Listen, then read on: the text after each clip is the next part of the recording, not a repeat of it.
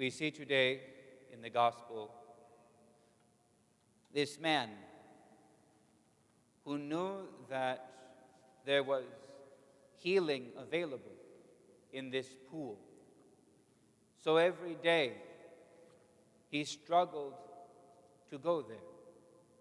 For 38 years he struggled to get to the place where he might receive healing.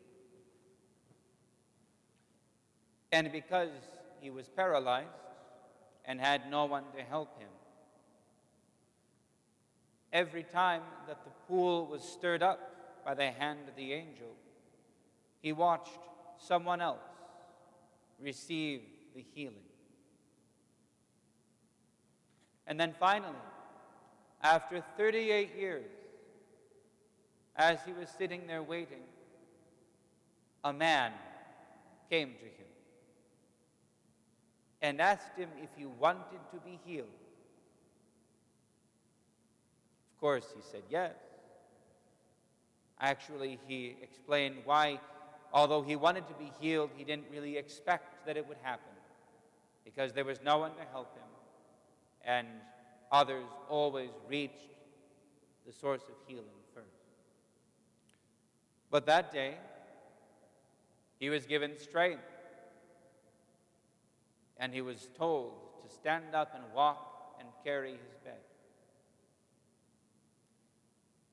We might think that the 38 years that had gone before, that all of those occasions of hope and disappointment, of struggle and failure, had been wasted, because in the end, he didn't need the pool to be healed. We might think this, but we would be wrong. Because had he not made a discipline of being present, waiting eagerly for the opportunity to be healed, he would not have been there when the Lord came by. Had he not made it his habit, his discipline, to do all that he could and wait on a chance, he would not have been healed. In him, therefore, we see what it looks like to put our trust in God. It is to wait not on a certainty, not on a sure thing, not on an ironclad guarantee, but to wait and to trust and to hope.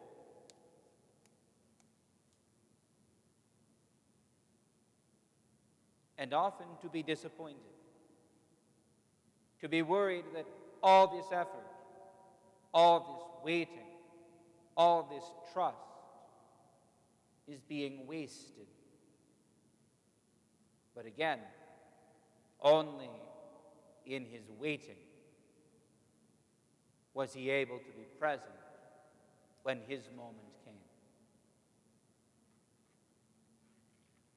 I think that motherhood is like this, because a mother never stops, never takes a break, never ceases doing all that she can, all that she knows to be right for her children. And yet, there is no guarantee. There is no promise.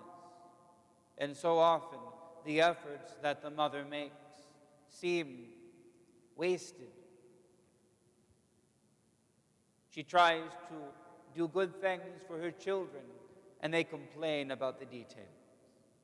She tries to bring them somewhere good, and they complain that they wanted to go somewhere else instead. She tries to give them a hug, and they say, "I don't want a hug." And yet she is always there, always patient, always waiting, always hoping, trusting indeed the good word of the Lord, that the love that she pours out for her children will not fail to bear fruit.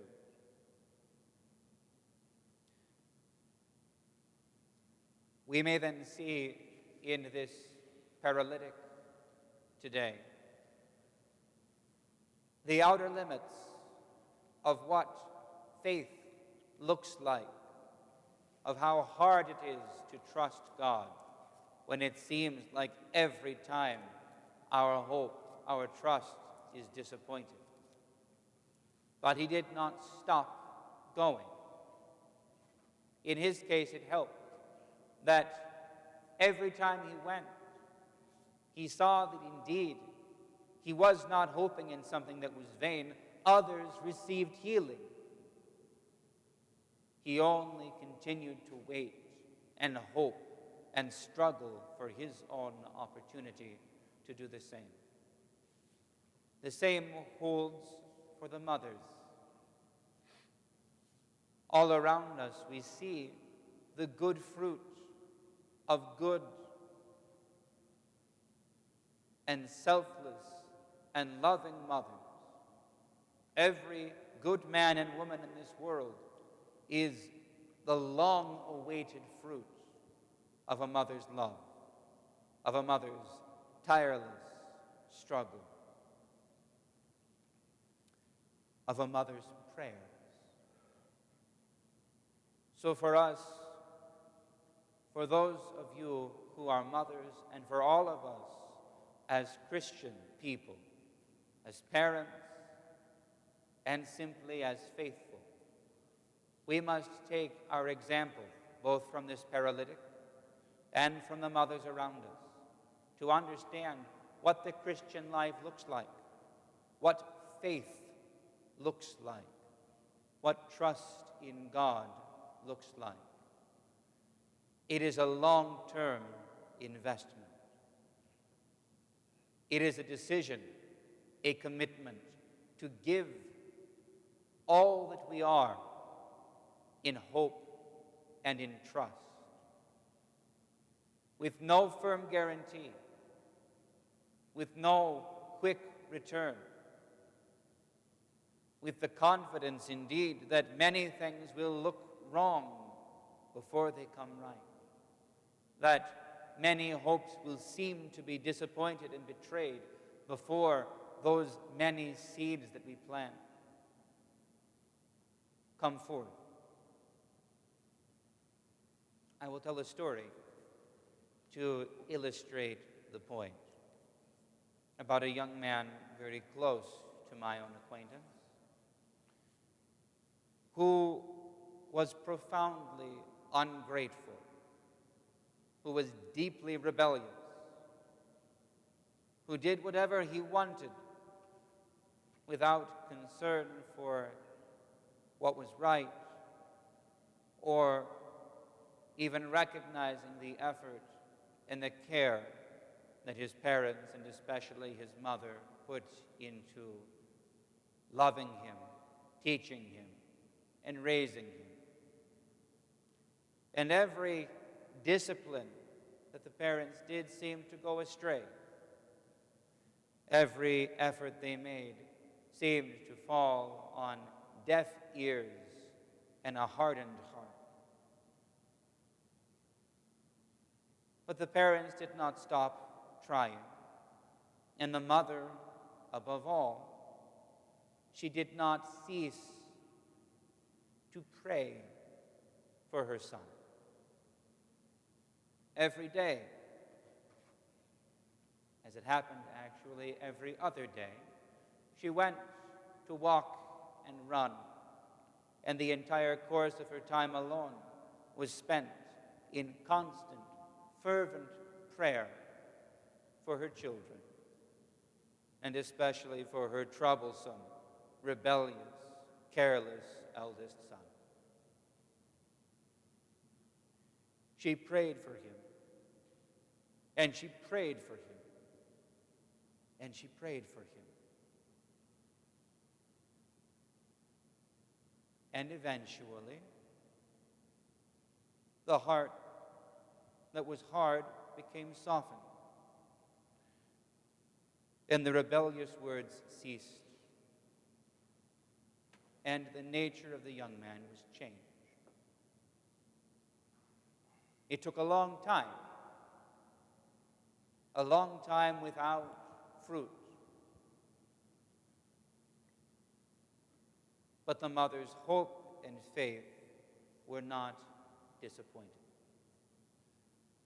This is the Christian life.